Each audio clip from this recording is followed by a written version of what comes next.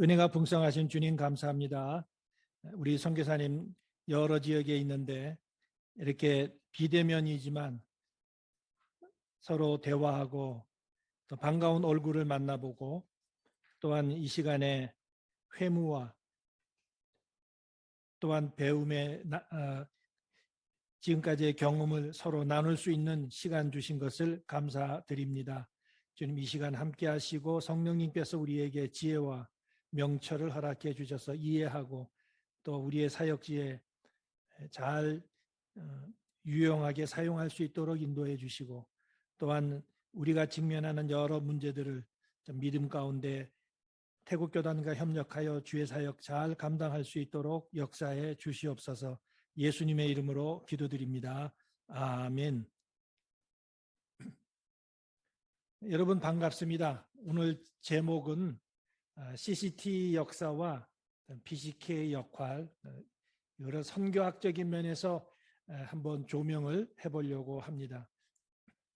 먼저 간단하게 태국의 역사 속에 선교가 어떻게 시작이 되었나, 다시 말해서 복음이 어떻게 해서 태국 땅에 들어오게 됐는가를 생각을 해보려고 합니다.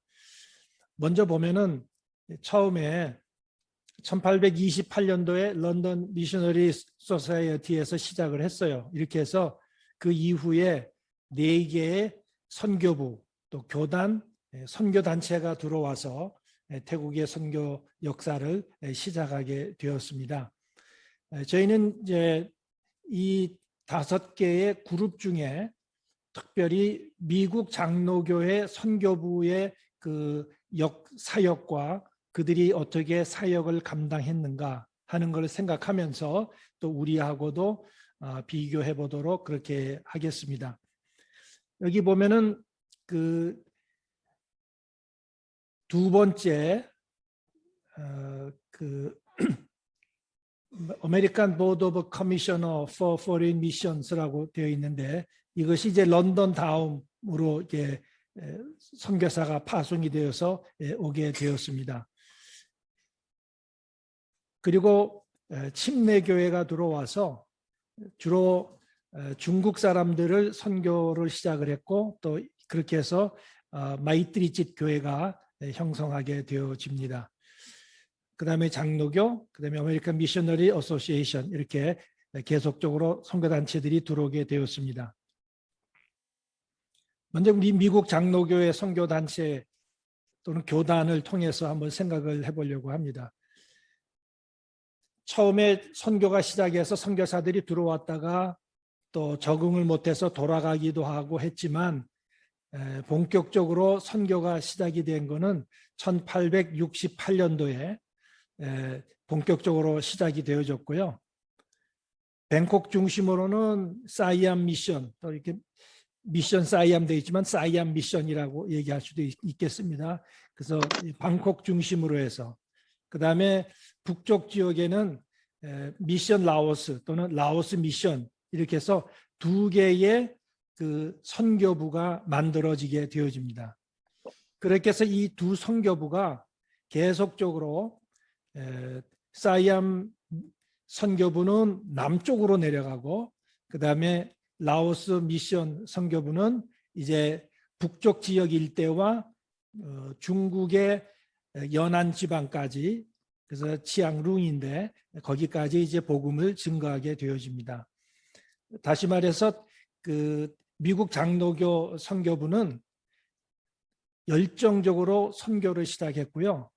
그 다음에 각 도시, 큰 도시로 내려가면서 작은 선교부들을 만들었습니다. 그렇게 해서 그 지역에 선교사가 오게 되어졌고 그래서 뜨랑까지 선교가 개척이 되어졌습니다. 그 다음에 이제 라오스 미션 이 선교부에서는 치앙마이 중심으로 해서 남쪽으로 람푼, 람빵, 난, 프레, 그 다음에 중국의 치앙룽 이런 데까지 복음을 증거하게 되어졌습니다. 그렇게 해오다가 1885년도에 동노회, 라오스 노회가 만들어지게 되어집니다. 그래서 이제 라오스의 동노회가 만들어짐으로 인해서 정상적으로 뭐랄까 교회들이 모여서 이제 하나의 조직체를 만들어가기 시작을 했습니다. 여기에서 결정된 사항은 뭐냐면 전도사역, 교육사역, 의료사역이 자기네들이 받은 그 선교부가 감당하고 해야 될 메인 사역으로 정하게 되어집니다. 전도, 교육, 의료사역. 이렇게 해서 목회자, 교사, 의사, 선교사들이 대량으로 태국 땅에 들어오게 되어집니다. 그렇게 해서 여러 지역의 교회들이 개척이 되었어요. 그러다가 1895년도에 아마 이것도 우리 한국하고 비슷할 거라고 생각합니다. 그 네비우스 정책이 이 태국 땅에도 소개가 되었어요. 그런데 이 네비우스 정책은 한국에서는 성공을 했지만 이것이 사이암 태국 교회에 들어와서는 실패했어요. 현지 교역자들이 그거를 받아들이지 않았습니다. 다시 말해서 자립해라. 스스로 전도하고 자립하고 그다음에 스스로 행정적인 일을 하도록 그렇게 했는데 태국 교역자들은 어떻게 생각했냐면 선교사들이 우리들에게 생활비를 안 주려고 한다. 이렇게 이제 오해를 한 거예요. 그래서 이제 태국 교회는 그걸 수용하지 않았습니다. 그랬지만 이 네비우스 정책의 정신과 정책은 나중에 태국 교회가 교단이 만들어지면서는 이것을 아주 중요한 정책으로 사용을 하고 있게 됩니다. 제가 이 태국 그 초창기 역사를 다시 한번 읽고 생각을 하면서 그 선교사들이 봉착했던 선교의 문제점들이 몇 가지 있는 것을 발견을 했어요. 그 첫 번째가 1849년도에 사실은 그 장로교 선교사가 1840년부터 이제 들어오기 시작을 했습니다. 그런데 이제 그 이후에 9년이 지나서 중국 사람 한 명이 예수를 믿게 됐어요. 만약에 1828년도 초창기 영국 그 런던 선교회가 온 것으로 계산을 해보면은 거의 몇 년이 됩니까? 20년이 됩니다.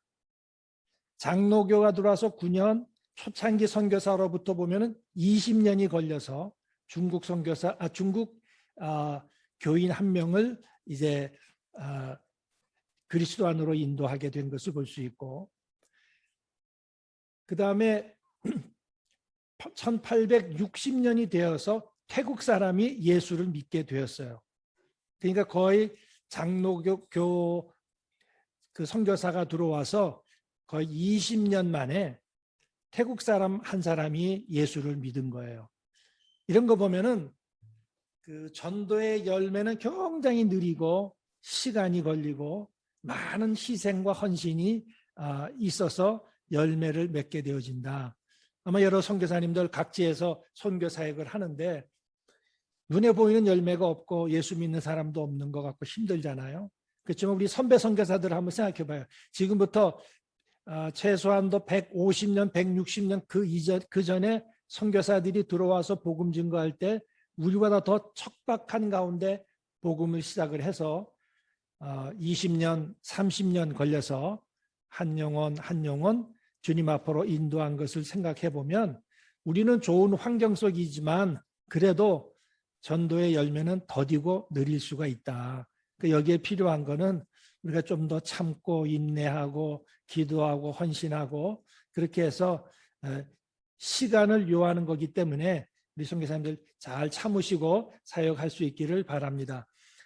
두 번째로는 1869년도에 2명의 태국 사람이 순교를 하게 되어집니다. 그때가 그 태국의 그 치앙마이에 그 왕이 있었어요. 까윌라롯이라는 왕인데 그분은 이제 사이암 제국의 왕이 아니고 옛날 란나 제국에 남아 있던 이제 그 왕입니다. 이분이 이제 두 사람을 예수 믿고 주일날 일하러 오지 않았다는 이유로 두 사람은 이제 뭐라 그럴까요? 처형을 하고 두 분이 순교를 하게 되어집니다. 그랬을 때 미국 그 당시에 맥길버리 선교사와 선교부 일행에서는 굉장히 큰 아픔이고 고통이었으리라고 생각을 합니다. 그래서 이제 태국 사이암 그 왕국에 연락을 해서 이렇게 순교를 당했기 때문에 어렵다고 하는 그런 내용을 이제 왕에게 이야기를 이제 했습니다. 그런데 그 과윌로롯이라고 하는 그 왕이 돌아와 뱅콕에 장례식을 갔다가 되돌아와서 얼마 안 돼서 죽었어요.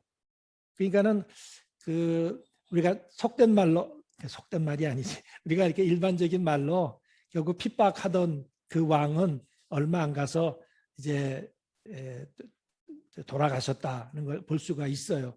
그러니까는 당장에 어떠한 응답은 없었지만 그러나 두 사람의 순교의 밑거름 위에 또 하나님께서는 놀라운 역사를 이루어 주셔서 거기에 대척했던 그 왕을 또 주님께서 다 또 처리해 주시고 그렇게 해서 이 북쪽 지역에 핍박이 있었지만 잘 선교 역사를 이루어 간 것을 볼 수가 있습니다. 그 다음에 세 번째로는 치앙마이 지역에서 이제 기독교 결혼식이 처음이었던 것 같아요. 처음 예수 믿었던 사람이 있는데 나닌따라고 하는 사람이 치앙마이에서 처음 예수 믿었는데 그 딸하고 그다음에 맥길버리 선교사 제자 중에 한 사람이 이제 주의 종이 될 사람인데 이 두 사람이 결혼을 하려고 합니다. 그런데 나닌따 그쪽 친인척들이 반대를 했어요. 뭘 반대했냐면 기독교식으로 하기 전에 먼저 란나 북쪽의 관습, 습관 어떤 그걸 먼저 따라야 된다. 그러니까는 토지 신에게 먼저 절을 하든지 또는 자기네가 믿는 어떤 신앙적인 그런 예식을 먼저 하고 그 다음에 결혼식을 하라 하는 이제 그런 문제가 생기게 되었어요. 그래서 이 문제가 있었을 때 여기 라오스 선교부에서 또 왕에게 편지를 보냈습니다. 그래서 1878년 10월 달에 신앙 자유 선포하는 메시지가 나오게 되어집니다. 그러니까 이 신앙의 자유라고 하는 건 뭐냐면은 자기가 신앙을 선택을 하고 또 거기에 다른 사람이 방해할 수 없는 그러한 신앙의 자유 선포하는 그 칙령을 내려주게 되어집니다. 그래서 하나님께서는 귀한 역사 가운데 어려운 일이 있을 때마다 선교사들이 피하지 않고 또는 타협하진 않고 계속해서 어떤 그런 문제들을 해결하기 위해서 해결점을 찾아가고 있는 것을 볼 수가 있어요. 그 다음에 네 번째로는 역사에 나오진 않는 이야기입니다. 그렇지만 여러분 람푼 한테 기독교 선교관 아시죠? 지금 김장원 선교사님이 계신데 이제 거기에 2,000평의 땅이 있는데 그 땅을 태국 분이 선교사님에게 기증을 했어요. 그래서 그 땅에 교회 개척과 의료 사역을 그 다음에 또 신학 훈련을 이제 시키는 이제 그런 땅으로 사용을 하고 있는데 새로운 부도지사가 그 땅이 너무 탐나기 때문에 그 땅을 이제 재산을 뺏으려고 했습니다. 그때 선교사가 어떻게 반응을 했냐? 그때 그거를 이제 고소를 했어요. 고소를 해가지고 법정에서 재판관이 이 땅을 어떻게 이 땅을 구했느냐 했더니 누가 헌납을 했다니까 헌납한 사람에게 물어봐라 그랬어요. 물어보니까 그분이 몸이 안 좋았는데 아직 생명이 있었어요. 그래서 그분이 뭐라 그랬냐면 이 땅은 종교 전파와 그다음에 백성들 의료를 위해서 쓰임받기를 원한다. 이렇게 이제 이야기해서 그 판례가 남아 있습니다. 그래서 그 땅에 한태 기독교 선교관을 지을 때 그 주변에 살고 있던 사람들이 그 땅을 10년, 20년 살았기 때문에 그 땅을 자기네가 또 뺏으려고 했어요. 그런데 알아보니까 판례가 나와 있는 게 뭐냐면 이 땅은 종교 전파와 의료 봉사를 위해서 쓴다라고 하는 판례가 나와 있어서 그 사람들이 건드리지 못한 적이 있습니다. 오늘날도 우리가 선교 사회를 감당하면서 개인적인 문제에 부닥치는 경우도 있을 거예요. 그렇지만 그거보다 사역을 하면서 생기는 문제들이 있을 거라고 생각합니다. 다시 말해서 우리가 또 지금 노예하고 문제가 생길 수도 있고, 또 전도하다가 그 문화, 예절, 태국적인 관습하고 뭐가 안 맞아서 문제가 생길 수도 있고, 또는 핍박이 있을 수도 있고, 이럴 때 우리가 어떻게 대처해야 되겠는가 하는 것, 우리가 이 선교사들의 과거의 과정을 보면서 우리가 양보할 부분도 있지만 우리가 어떤 법적인 거 또는 어떤 문제들을 계속해서 건의하고 또 해결을 위해서 그 해결점을 찾아가고 하는 과정도 필요하겠다 생각을 합니다.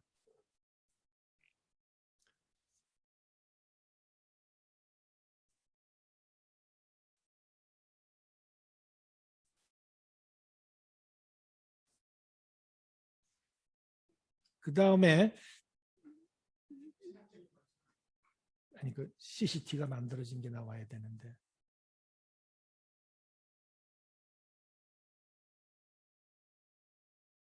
예. 그래서 우리 그 역사적으로 보면 그 CCT 교단이 선교사님들로부터 받았던 여러 가지 경험과 또 신학적인 입장들을 태국 사람들이 가지고 있어요. 그래서 선교사님들이 예수 그리스도를 누구로 가르쳤느냐 굉장히 중요하다고 생각을 합니다. 우리가 기독론을 이야기할 때 예수님을 우리가 어떤 분으로 보느냐 할 때 여러 가지로 이야기를 많이 할 수 있습니다. 그래서 예수님을 메시아라고 할 때 되게 두 가지로 하잖아요. 왕권을 가진 메시아, 그 다음에는 그 suffering servant, 고난의 메시아, 이렇게 두 가지로 요약을 하면 두 가지입니다. 그런데 미국 선교사님들은 태국 교인들을 가르칠 때에 예수님이 왕권을 가지고 계신 분을 강조해서 가르쳤어요.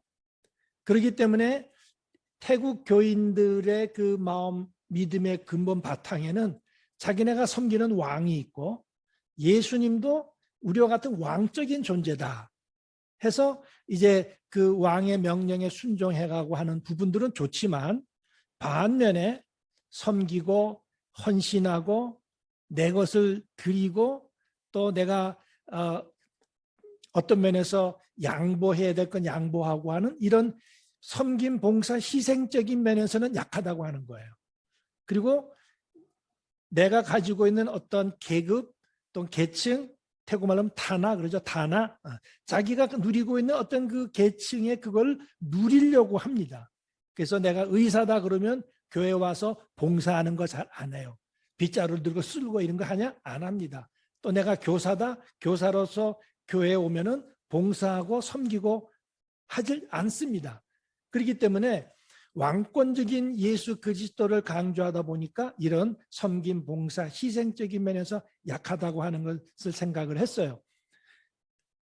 그래서 그 학교나 병원, 기공식, 헌당식 또는 건물을 짓고 나면은 그 건물을 다시 이제 완공하고 하는 그런 모든 일들을 할 때 임금님이나 또는 왕족이나 또는 아주 그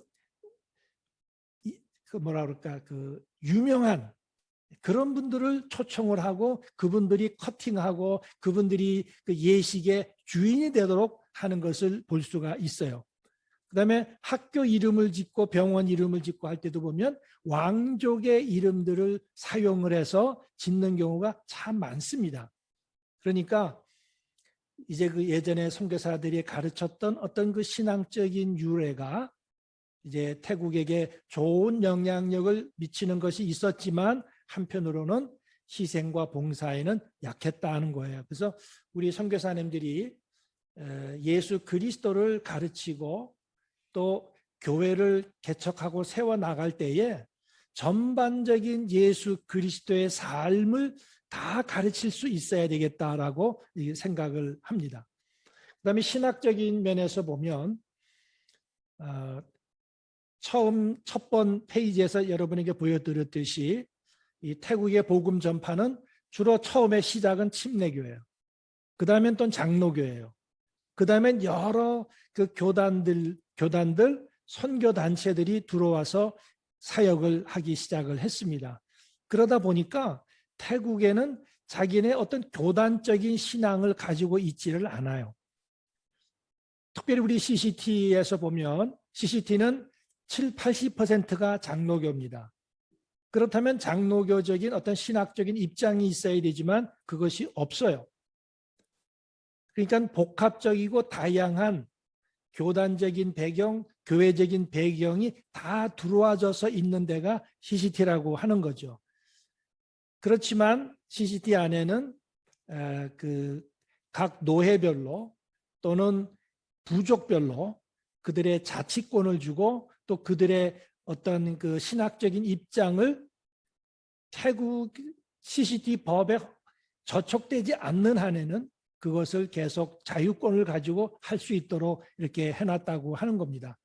그렇기 때문에 저도 신학교에서 가르치지만 우리가 무슨 이건 장로교에서는 칼빈을 가르친다 이런 거 없어요. 그냥 전반적인 모든 신학적인 입장을 다 고루고루해서 다 가르치고 있다고 하는 겁니다. 그렇기 때문에 우리가 행정이나 또는 교회 할 때 우리가 장로교식을 너무 강조한다고 하면 그것이 또 우리가 현지인들과 서로 마찰을 가져올 수도 있다 생각을 합니다. 그 다음에 이제 CCT가 생기게 된 배경을 알아보려고 합니다. 1900년도에 들어오면서 전 세계에서 들어온 그 선교부별로 그 현지 교회를 세우고 현지 목회자가 목회할 수 있도록 하는 그런 방향으로 정책을 바꾸게 되어집니다. 그래서 1920년도에 아까 미국 장로교회가 북쪽에는 라오스 미션, 남쪽에 뱅콕 중심으로는 사이암 미션 두 개가 있다고 그랬는데 이 두 개를 합쳐서 사이암 선교부라고 이제 부르게 되어졌어요. 그래서 태국 선교 100주년이 되는 그러니까 1828년을 기점으로 잡으면 100년이면 1928년에는 그 태국 사이암의 태국 그 교단을 만들 수 있도록 하겠다라고 하는 어떤 그런 그 정책을 수립을 했습니다. 그러던 중에 1928년도에 WCC가 그 제루살렘에서 컨퍼런스가 있었습니다. 그래서 이 컨퍼런스에 선교사들과 태국 지도자들이 이 모임에 참석을 하게 됩니다. 그래서 제가 이 시간에는 그 WCC의 제루살렘 컨퍼런스가 어떤 내용이 있는지를 설명을 해드리도록 하겠습니다. 1928년도에 그 제루살렘 회의는 1차 세계대전이 끝난 이후에 공산혁명이 일어나고 그 다음에 서구 교회들이 약화되는 그런 시기입니다. 그러면서 기독교는 서구의 종교가 아니다. 그 다음에 서구나 미국인이 다 기독교인은 아니다. 그들도 영적으로 가난하다. 이렇게 했어요. 그래서 1910년도에 에든버러 그 컨퍼런스가 선교사들 모임이 있었잖아요. 그 에든버러 컨퍼런스 때는 대부분의 그 선교사들이 아주 그 긍정적인 세계 선교를 우리 시대에 할 수 있다. 세계 선교를 우리 세대에 한다라고 하는 타이틀을 가지고 전 세계에 나가서 하면서 현지 문화, 현지의 종교, 어떤 신앙들을 파괴를 했습니다. 그렇게 했던 것이 1928년도 예루살렘 회의 때는 이제 다시 각성을 하는 거예요. 그래서 현지 교회와 현지인들을 좀 재평가를 해보자 하는 그런 그 분위기가 이 당시에 있었습니다. 그래서 그 예루살렘 회의를 참석하고 나서 다시 이제 선교사들과 태국의 그 현지 지도자들이 되돌아와서 이제 이들이 그 모트 컨퍼런스라고 하는 모임을 개최를 했고요. 여기에서 그 태국 사이암 기독교단을 만들도록 제안을 했습니다. 그렇게 하고 1930년도에 들어와 가지고 이제 그 당시에 선교를 하고 있던 미국 장로교, 그다음에 영국 기독교 교회, 영국 기독교 교회는요 나중에 이게 디사이플로 바뀝니다. 미국 디사이플로 바뀌는데 여기하고 SPG하고 여러 그 선교부 대표들이 모여가지고 이제 그 태국 그 사이암 교단을 만들자고 해서 중앙위원으로 18명, 그러니까 태국인하고 외국인하고 동수로 해가지고 임원을 구성하게 되어집니다. 그렇게 하고 1932년도 제일 마지막 줄에 가게 되면은 그렇다면 그 태국 교단을 만드는 건 좋은데 이걸 만들기 전에 이런 그 흐름들을 카오크리짝 지금도 있습니다. 카오크리짝 교회 소식 CCT 교단 선교지 그 뭐죠? 태국 교단 교회지입니다. 책자예요. 그래서 이거를 32년도에 만들어서 전 교회에다가 선교사들한테 보내가지고 선교사들이 서로 나누고 그다음에 현지 교단 만드는 것들을 서로 동의하도록 그렇게 했습니다. 그 CCT 창립을 하게 되는데 1934년도에 미국 장로교 그다음에 마이트리짓 교회 또 영국 기독교 디사이플 이런 게 전부 합쳐서 Church of Christ in Thailand 이렇게 이름을 바꿨습니다. 나중에 사이암은 타일랜드로 바꿔서 CCT 이렇게 하게 되어졌죠. 그 첫 번째 임원들을 보면은 총회장이 있고 그다음에 총무, 부총무, 그다음에 회계 이렇게 해요. 근데 보면은 총무에 맥팔랜드라고 하는 선교사 사모님이 총무예요.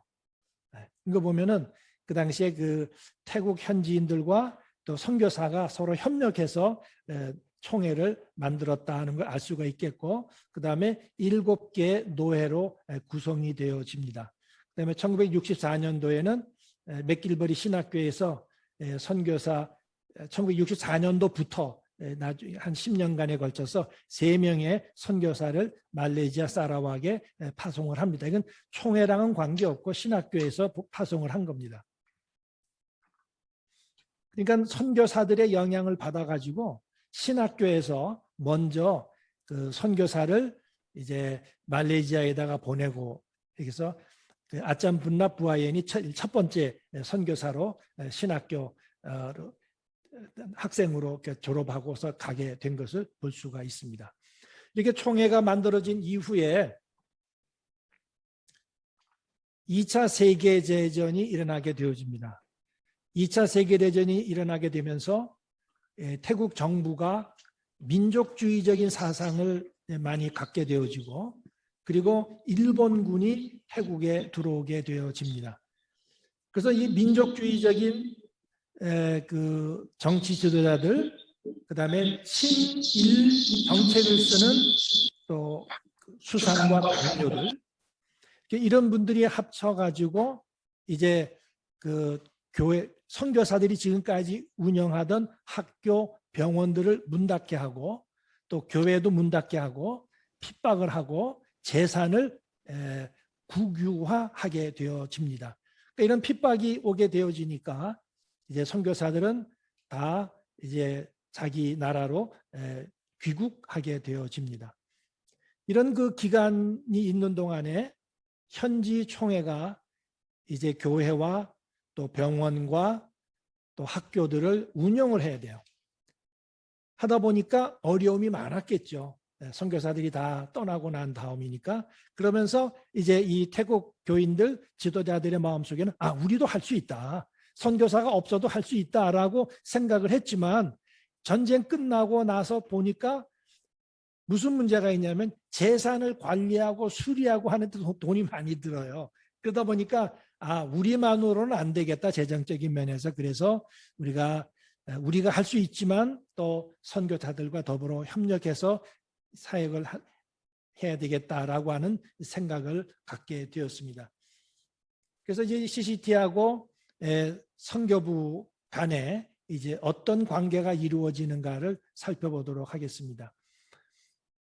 1955년도에 CCA가 뱅콕에서 창립이 되어집니다. 이때 우리 그 장로교, 이 당시에는 이제 장로교가 하나였으니까 또 오게 되어지고, 또 CCT도 여기에 참여 창립 멤버로 관여하게 되어지고, 56년도에 최찬영, 김순일 선교사님이 이제 태국에 오게 되어집니다. 그다음에 1957년도부터 미국 선교부가 모든 재산권 이런 모든 그 선교사의 신분을 그 협력자의 신분으로 이제 그걸 뭐라 그럴까요? 신분으로 이렇게 바꾸게 됩니다. 코워커로. 그리고 62년도엔 디사이플이 들어오게 되고, 그러면서 이 당시에 뭔가 하면 모든 재산과 행정을 현지인들에게 넘긴다고 하는 겁니다. 그래서 57년도부터 이 작업이 시작이 되어졌고, 72년도가 되어져서는 자기네 선교부 사무실을 다 클로스하게 되어지고, 선교사도 많던 선교사들도 일부는 귀국을 하고, 더 이상 선교사가 올 경우에 아주 여러 가지 좀 심사를 많이 해서 극소수의 사람만 오도록 이렇게 하는 방향으로 정책을 수정해 가게 되어지는 겁니다. 이렇게 해서 57년도부터 20년의 그 기간 동안에 선교사들의 역할, 사역, 그다음에 인원수 이런 모든 부분들이 그 태국 교단에 귀속되어지게 되고, 태국 교단의 그 행정적인 것을 따르는 그런 사역으로 변하게 되어진 것을 볼 수가 있습니다. 여러분 한번 생각을 해보세요. 이 20년 동안에 모든 재산 권한 전부 물려준다고 했을 때 쉽게 넘겨줄 수 있었을까? 그 당시에 이 선교사들 사이 가운데 많은 갈등, 또 논쟁, 뭘 어떻게 할 건가 하는 혼란함, 이런 것들이 있는 과정을 거쳤으리라고 생각을 합니다. 그리고 이런 과정을 통해서 이제 모든 것들을 태국 CCT에 넘기고, 자기들은 하나의 그 뒤에 서 있는 코워커라고 되어 있지만 대부분은 다 뒤에 서 있고 현지인들이 앞장서서 하도록 하는 그런 선교사의 모습으로 그 변화가 된 것을 알 수가 있습니다. 현재 제가 여기 있는 동안에 또 요 근자에 일어난 여러 것들을 생각을 하면서요, 제가 느낀 게 있습니다. 첫 번째로는 태국 임원 선거가 금권 선거 양식으로 많이 흘러가고 있어요. 총회장이 되기 위해서, 임원이 되기 위해서 재정적인 많은 그걸 뭐라고 그러죠? 표를 얻기 위해서 돈을 많이 쓰는 이제 그렇게 된 것이 있고, 그다음에 지금 이제 총회장님이 사업가이다 보니까 재산 관리하는 이런 여러 가지 면에서 좀 그 영적인 것보다는 어떤 그런 유익을 남기려고 하는 어떤 그런 것이 있지 않나 하는 생각이 들고요. 현재 1노회, 12노회의 갈등 문제가 총회에 아주 시끄럽게 아직까지 지금 3년이 되어 가는데 해결이 되어지지 않은 가운데 있습니다. 그다음에 태국의 노회가 현재 22노회로, 그전에 19노회였는데 3노회가 늘었습니다. 그렇게 되면 교회가 확장이 됐다고 생각하지만 그게 아니죠. 내부적으로 왔다 갔다 한 것뿐입니다. 그러다 보니까 이제 그 소수부족의 노회들의 입김이 많이 세져요. 그럼 소수부족의 입김이 어떤 그들의 그 총대권을 가지고 있는데, 노회장이 그 사람들을 이제 표를 대신해 가는, 다시 말해서 그 표가 노회장에 의해서 많이 좀 몰리는 건 아닌가 하는 그런 이제 염려도 되어집니다. 그리고 현재 임원들의 나이가 대부분이 이제 70 넘었거나 또 70에 가까운 연세 많은 분들이 있어서 젊은 지도자들이 많이 필요하다는 거. 그다음에 또 하나는 태국 교회가 이단에 약하다는 거예요. 그래서 이런 것들을 보면서 우리가 선교사가 어떤 역할을 할 수 있을까 하는 이제 생각을 해봅니다. CCT와 우리 PCK 간의 관계를 먼저 나누려고 합니다. 처음 최찬양 선교사님이 태국에 선교사로 갈 때에 한경직 목사님이 이제 말씀을 하셨다고 그래요. 그 프레터널 미셔너리라 이렇게 이제 얘기하셨다고 그럽니다. 다시 말해서 선교사는 선교사가 지배하는 것이 아니라 형제 자매 동등한 관계에서 선교를 한다. 이제 그렇게 해서 최찬양 선교사님이 오셔서 생소하고 듣지 못한 말을 들으면서 왔다는 그런 말씀을 하셨어요. 그런데 그것이 더 좋고 또 어렵지만 선교가 그런 방향으로 가야 된다라고 생각을 하신다고 몇 년 전에 말씀을 하셨습니다. 제가 여기 쭉 써놨는데 이거는 여러분들이 조혁 선교사님 이거 다 가지요? 선교사님들한테 다 보내드리니까 여러분이 이제 그거는 이제 보시기를 바랍니다.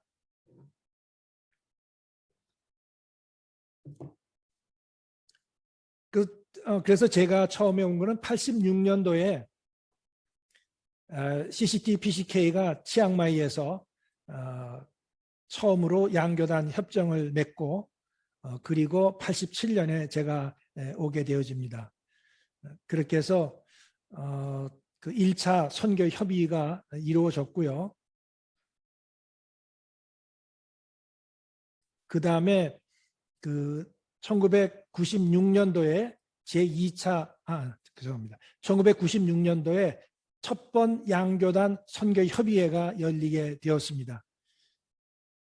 그렇게 해서 그 당시에 그 김동익 목사님이 제안을 했어요. CCT에다가 어떤 거면 CCT 산하의 무교회 지역에 개척교회를 한다. 뭐 쭉 이렇게 했습니다. 그렇게 해서 1997년도에 이 내용을 중심으로 해가지고 양교단 그 갱신을 97년도 10월에 한국에서 했습니다. 그래서 우리 선교사들이 동반자 선교의 원칙에 의해서 쭉 나가는 여러분 좀 읽어보시고요. 그래서 우리 선교사가 해야 될 바가 뭐냐면 우리가 태국 교회를 잘 이해를 해야 되겠다고 하는 거예요. 태국 교회가 어떤 교회인가 하는 걸 잘 생각해 보시고 우리가 평신도 훈련에 우리가 주안을 많이 해야 되겠다. 그 다음에 우리 외국 선교사님들이 가르쳤던 그 내용 중에서 왕적인 것 그것도 하지만 그보다는 전인적인 삶을 잘 가르칠 수 있는 선교사가 되어야 되겠다. 그 다음에 좀 밑으로 내려가서 공동 프로젝트를 할 때에 서로 그 총회와 노회와 선교사 간에 3자 간에 좋은 협력을 이룰 수 있도록 우리가 노력을 해야 되겠다고 하는 겁니다.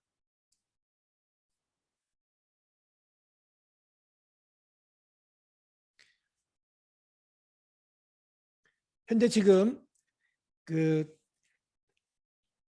CCT 총무 밑에 많은 그 직할 사역들이 있습니다. 그 중에 우리 선교사와 연관되어진 사역이 4개가 있어요. 다시 말해서 쌈낙 레카라고 그럽니다. 그러니까 총회 총무 사무 권한 밑에 속해 있는 권한들이 있는데 그 중에 많은 사역 중에 4개가 그 CCT 총무 밑에 들어가 있는 게 있어요. 한태 기독교 선교관 람푼에 있는 거, 그다음에 안다만 교회 안다만 지역교회 개척부, 그다음에 전도개척훈련원 우돈 여기 연 목사님이 계신데 한태 기독교 교육센터 이거는 김장한 선교사님입니다. 이 4개가 CCT 총무 밑에 있습니다. 그런데 그러기 때문에 지금 그 안다만 지역이 지금 현재 우리 가운데 조금 우리가 생각을 해볼 게 있어요. 뭐냐면 그 안다만에 속해 있는 우리 선교사님들이 누구 있죠?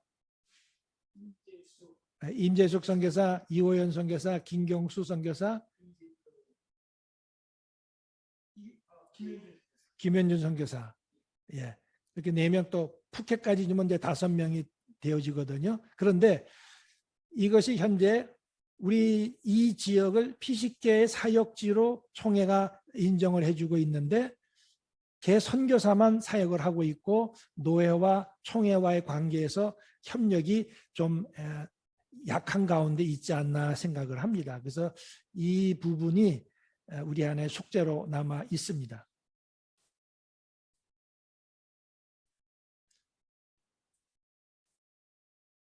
그래서 미래 협력 사역을 우리가 생각을 해보려고 합니다. 지금 이제 태국에 그 부서가 많아요.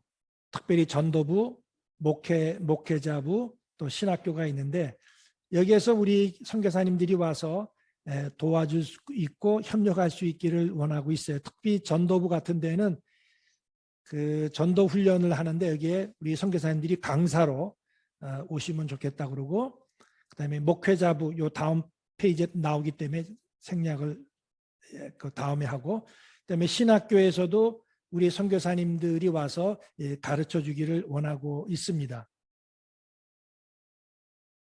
그다음에 조금 전에 안다마는 설명을 했고요. 우리 선교사님들이 나와 가지만 보지 말고 큰 산을 보면 좋겠다 생각을 해요. 그러니까 내가 하는 사역만이 아니라 노예가 함께 하는 사역, 노예를 넘어서 태국에 내가 협력할 수 있는 방안이 무언가, 또 태국 전체 교단에 내가 그 협력할 수 있는 부분이 뭔가를 여러분들이 서로 생각할 수 있기를 원합니다. 그래서 최운전 선교사님 같은 경우에는 14노회에 속해 있지만 또 교육부에서 그 어린이 교재 학교 이런 거 만드는데 사역을 같이 하고 있거든요.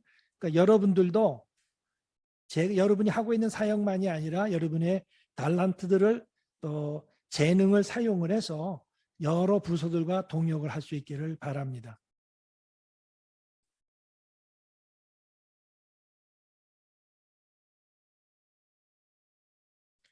그 CCT 교단은 그 미국 선교사님들의 그 영향을 많이 받은 부분이 있다고 하는 겁니다. 그래서 그분들이 했던 것도 우리가 또 좀 배우고 알고 그 다음에 우리도 좀 더 우리의 사역들을 수정해 갔으면 좋겠다. 미국 선교사님들 사실 복음 전파의 개척교회 중심을 두었습니다.